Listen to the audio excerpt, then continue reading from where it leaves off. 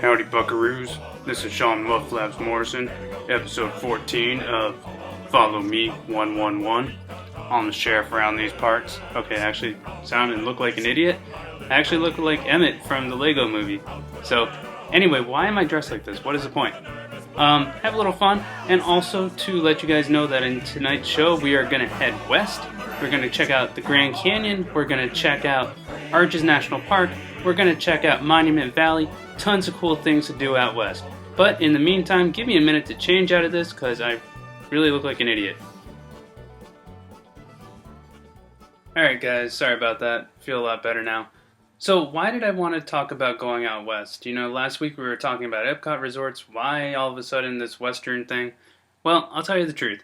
I was at home most of the weekend, like most of you from Florida were. You know that it was a rainy weekend. Thank God that tropical storm, that hurricane that was headed our way, Erica, that thing fizzled out. But it did bring a lot of rain.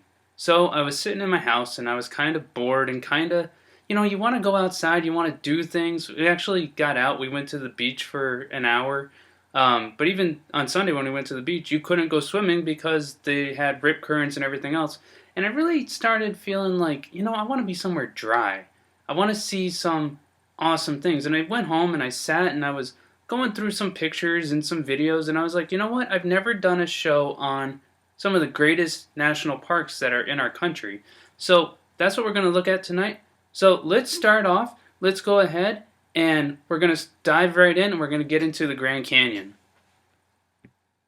So one of the first things that you notice when you stand at the Grand Canyon is how vast and huge it is. So how big is it? That depends on how you look at it. The park includes over 1 million acres of land, but most people measure the canyon in river miles. Along the course of the Colorado River at the bottom of the Grand Canyon is 277 miles long along that river route. Now the second question you're probably going to be asking is, well, how was it made? And if you go to the national park, I'm going to tell you, you're going to hear a lot of evolutionist nonsense. They will tell you about different strata, they will tell you about different rocks, they will tell you about billions and billions of years as the Colorado River cut through and slowly dug out the canyon as it is now. I'm going to say that's probably not true. I'm going to tell you that there's a lot of scientists on the creation side who are saying that's not the way it was made at all. In fact, it was not over billions and billions of years as the water slowly receded, but it was instantaneous. It was pretty quick. I will tell you guys, there's another canyon that you can go check out. It's called Providence Canyon, and it's in Georgia. And literally, that place was made in a couple hundred years. It was just the way they were farming, and all of a sudden you go there now, and it looks like a miniature Grand Canyon. So there's actually a tour that you guys can do, and there's going to be a link to it on our page. And the link is for a different view tours. This is the book that they have. Oh, let me get it where you can see it. It's called The Grand Canyon. Now this book, when it was published, when it was put out to market in 2004 in the national park, well, it caused a lot of stink. It caused a lot of people saying, no, we don't want that in here. And it stayed on the shelves for about 10 years, and, well, last year they removed it. Now, you're going to say, why? What's so bad about a book from the Grand Canyon? Well, a different view tours, they, number one, will take you on all sorts of excursions throughout the canyon, whether you want to do a rafting trip, whether you want to stay up top, like most people do, and see it from above. But they're going to tell you the Christian view on it. Now, I'm not a person who thinks that Christians need to hide behind their Bible. If it's true, it's true. If it's scientific and it's true, awesome. If it's biblical and it's true, awesome. I believe that God said the truth will set you free, and if we will seek out that truth, then we're going to find what is true. I mean, it's just that simple. It's either true or it's not. Well, these guys go in, and they have this book, and they're saying, well, the Bible has the answer. It's actually Noah's flood. Now, before you sign off, there's a lot of really good scholars who went into this. I'll just read you some of them, some of the names. Ken Ham. There is John MacArthur, Henry Morris. And there are many scientists, many archaeologists, many people who research this stuff who say, no, what they're telling you in the national parks It's not so. It's not true. Now, I'm going to leave that up to you guys, but I will tell you there's tons of good evidence on the Christian side. So, what else can you see while you're there? Really how it's made and how big it is. It's important and it's cool, but most people just go there for the tour. So, hey, let's go have a tour. Now, if you visit the southern rim of the Grand Canyon, where most people do, and you go in from the east, the first main stop you're going to see is Desert View. There they have a huge observation tower that can look right down into the Grand Canyon. So the observation tower there, the Indian Watchtower, is a 70-foot high stone building located on the south rim of the Grand Canyon. The building itself was established in 1932, and it was designed to look like the Pueblo-type structures that the Native Americans who lived there would have had, except it's much, much bigger. So as you travel throughout the park, you're going to see amazing cliff walls. You're going to see the river down below. There's literally so much stuff to see, you can't even see it all in 1 or 2 days. I would plan multi-days just staying at the Grand Canyon. Now, if you're like me, you love seeing the beautiful scenery, you love all that, but really one of the things that I really like is nature. I like seeing animals, and that's one thing that's amazing about this park. There are literally tons of animals that you could run across just going on a regular hike. So later that evening, as my family and I were walking along the rim trail, we came across a mama elk and her baby, just walking around, enjoying after the rain, enjoying the scenery. But they weren't the only elk we saw. In fact, we came across a huge male elk who was ready to take on a bus. He wasn't moving for anybody. Now, of course, elk are not the only animals you'll see there. A lot of times you'll see little squirrels running around, but you have to be careful not to feed them. If you can see in the sign there, it says, "Do not feed them. They carry the plague." Kinda scary. So there are literally maybe hundreds of hiking trails at the Grand Canyon. A lot of people want to do Havasu Falls. It's really a popular one. I'm going to tell you guys that that is at least a 2-day journey. A lot of people, they try and do it in 1 day, and you can really hurt yourself. It's a long way down, and it's a long way back up. They do have camping down there, but it's really popular. But that doesn't mean that those are the only trails that you can do. My family and I, we tried to do a couple of the different ones, but one of the best ones that we found was Kaibab Trail. So Kaibab Trail apparently goes out over the Colorado River, but I think it's about a 9-mile hike. 6.3 to the river. 6.3 to the river. And it's so much more easier than that crazy grand view we tried earlier. Oh, really? Where was the park ranger to tell us that this morning? We found a much better trail than Grand J Trail. What is this? Kaibab? Kaibab. Kaibab. K-A-I-B-A-B. There's also the Mule Trail. Thanks all this lovely stuff down here. Brownies. Green brownies for everyone. Watch where you step. So I wish I could say that every moment of every trip is amazing, but let's face facts. It was my family, myself, 5 of us crammed in a minivan. We were in there for 3 weeks, and you know what? We're a bunch of sinners. We rub off on each other, we say the wrong things, we do the wrong things, and people get annoyed, people get ticked off. I was actually having a pretty bad day until God stepped in. So just a little while ago I was hiking, not where I wanted to. I thought we were going to have to walk the sidewalk at the Grand Canyon. I was not very happy about that. Then I got bit by something. Then it started to rain on us. I was pretty miserable until tonight. Got here, sunset, absolutely gorgeous. It's as if God was saying, hey, the sun shines after the rain. So after an afternoon of hiking and seeing the animals and having a good time and climbing up that tower, we were getting kind of hungry. So we went to the west side of the park and we went to Grand Canyon Village. So the Grand Canyon Village is where a lot of the stuff is. It's where their big headquarters for the park rangers are. It's also where you have a store, you have a deli, you have all sorts of accommodations, you have basically anything you need. There's a gas station there. Anything you need, it could be right there at Grand Canyon Village. So if you're staying in the area, you got to check that place out. So the general store is large and is conveniently located next to the lodge. You're going to find a large retail section with clothing, hiking gear, camping equipment, camping rentals. There's also art, souvenirs, and a deli just to go with it. So here's what the store looks like from the inside. As you can see, clothing, souvenirs, food, awesome.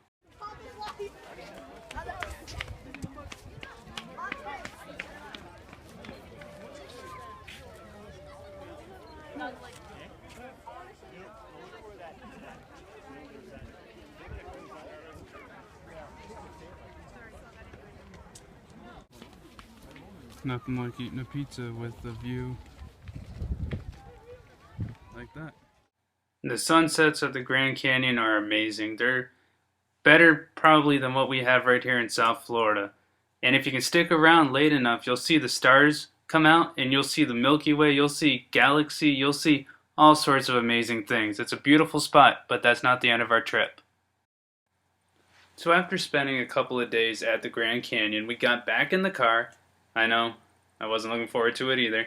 And we drove about 3.5 hours, and we wound up going to Monument Valley in Utah. So we left Arizona, we went over to Utah, about a 183-mile trip, and it was worth every mile. Standing here at the world-famous Monument Valley. It's inside Navajo National Monument. We're actually in Utah, right next door to Arizona. And those are the monuments behind me. I think the lady in that last clip was like, why is he talking to his cell phone like that? But, whatever. I do it for you guys. And really, if you get the chance, you have to go and check these places out. It might be a once-in-a-lifetime trip, but it's definitely worth it. Because some of the scenery you see there, you're never going to see anywhere else.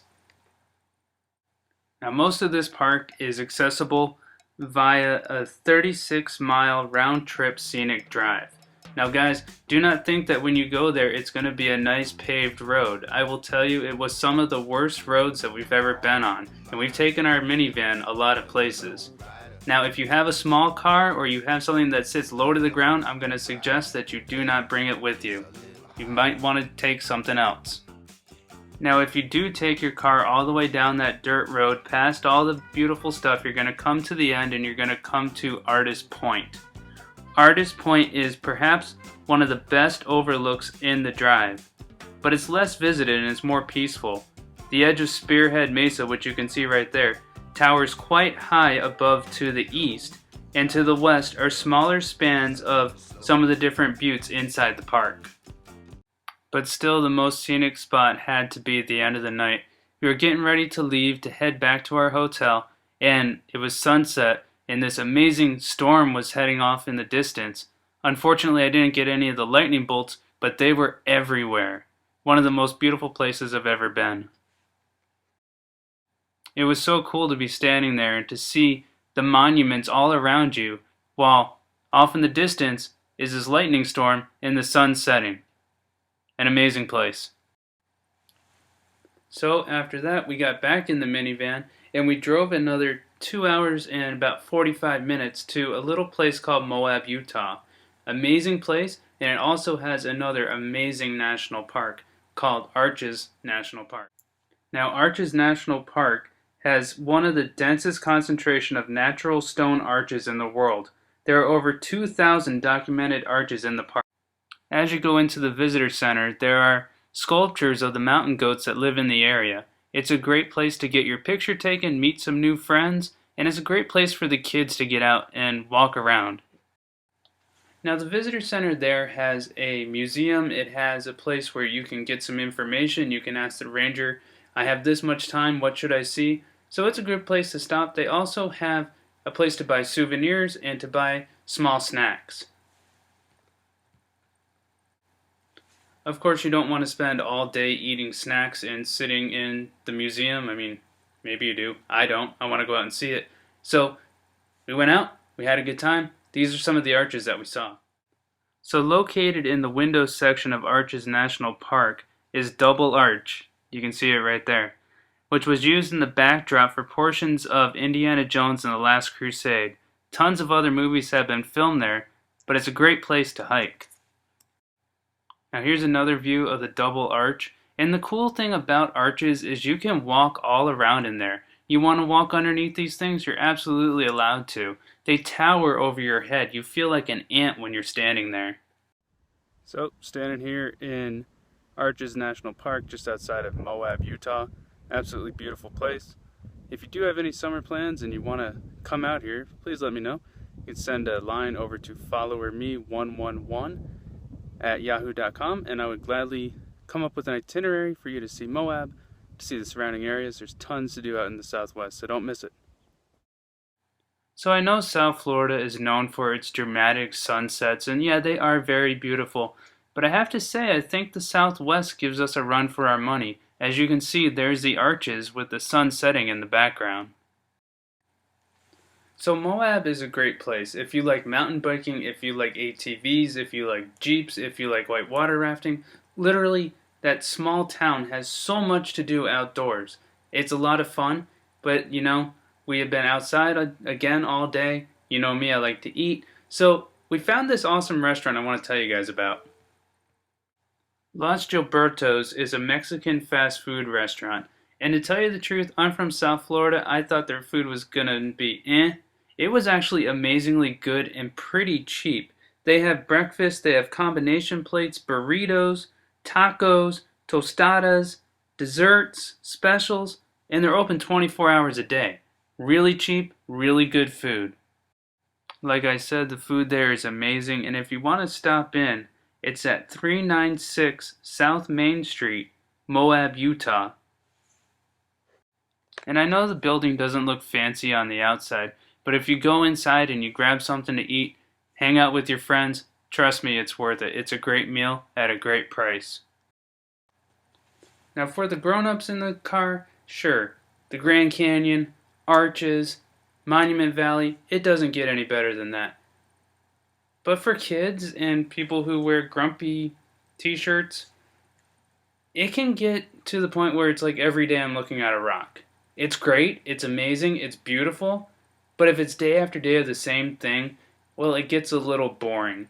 So I asked my parents. I had seen this actually on the movie Transformers, a little place called Hole in the Rock, and that's what we're going to look at now. It's a great little tourist trap, something that fits in pretty well with actually, if you guys remember one of our previous shows, we talked about south of the border. Well, this is right in the same venue, right in that same idea. Lots of fun, definitely worth stopping at. So if you're traveling on US Highway 191 in southwestern Utah, you're going to come across Hole in the Rock. Now, it began as a small place for the owner's kids to sleep, but what it turned into was massive. It has 14 rooms arranged around huge pillars and a deep bathtub built into the rock. It's a good place to go, not just to see the house, but to see the petting zoo and all the other odd things around there. My brother, Scott Ozo Morrison, fell in love with this Jeep. He's a Jeep owner himself, but this Jeep isn't like any you've seen before. It's made out of spare parts, all sorts of weird odds and ends, and it's actually made a lot out of license plates. As you can see, the grill to that Jeep is not like any grill you've seen before. I actually think that's part of a house radiator.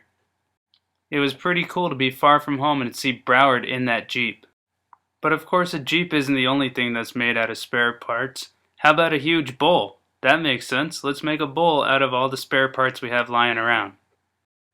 And of course a man who makes a house out of a rock would not be content with any old outhouse. As you can see, the miner's boss is up above and the miners are down below.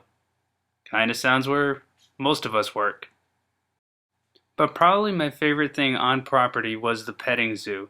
I love animals and it's pretty cheap to go in there. I think it was a couple dollars for my brother and I to go in and look around. As you can see, I was totally stoked to be going and seeing some animals. So give me some food. Put it in my belly. Hey, you want to feed him? These are miniature beasts of burden. Hey. Hey, Kick Happy. Having a fit over there? Now you are able to feed all of the animals there. They have animals like you saw, Kramer, the two-hump camel, Annie the ostrich, Harry the mini donkey, Bo and Gregory the sheep, Willie and Millie the Angora goats, wallabies, a zebra named Zandra, a fallow deer, John Deere and Jane Doe, exotic birds, all sorts of amazing creatures that you can feed, and the kids will really enjoy it. It's a good break from seeing all the rocks. There's even an ice cream store there, and as you can see, there's humor everywhere you go. It's a great time, it's pretty cheap. I would stop by and check it out. Now, something sad that I heard recently is that Hole in the Rock is actually for sale. Now, if I had tons of money and could buy it, I definitely would. It's right up my alley. I love all that creativity, all the humor, all the animals, but I can't. The movie Transformers was actually filmed there not too long ago, The Age of Extinction. So it's something that's worth seeing, and hopefully the new owners will keep it going. Guys, I would say stop in there before it's gone. Now, I always like to tell you guys how to travel cheap, how to travel on a dime. And one of the things that my family found is that they have at a lot of the national parks what's known as a Golden Eagle Pass. Now, there are different Golden Eagles, Golden Age, Golden Passport, this or that. But if you get the Golden Eagle Pass, you can go to any national park for the rest of your life and you pay $10 one time up front. The only requirement is that you're 62 and older. So I don't know if you're in that age range, but if you are, I would definitely take advantage of it. That's going to do it for our trip from around the West this week. Now, there might be in future episodes more about our trip out west, but I wanted to let you guys know that there's tons coming up with Night of Joy, Rock the Universe, with Epcot. They're having their Food and Wine Festival. There's tons of things coming down the pike. And guys, I also want to do a show from around here. So, I hope you enjoyed our trip out west, but before we sign off for tonight, we're going to do our follow cue. Guys, cue the music.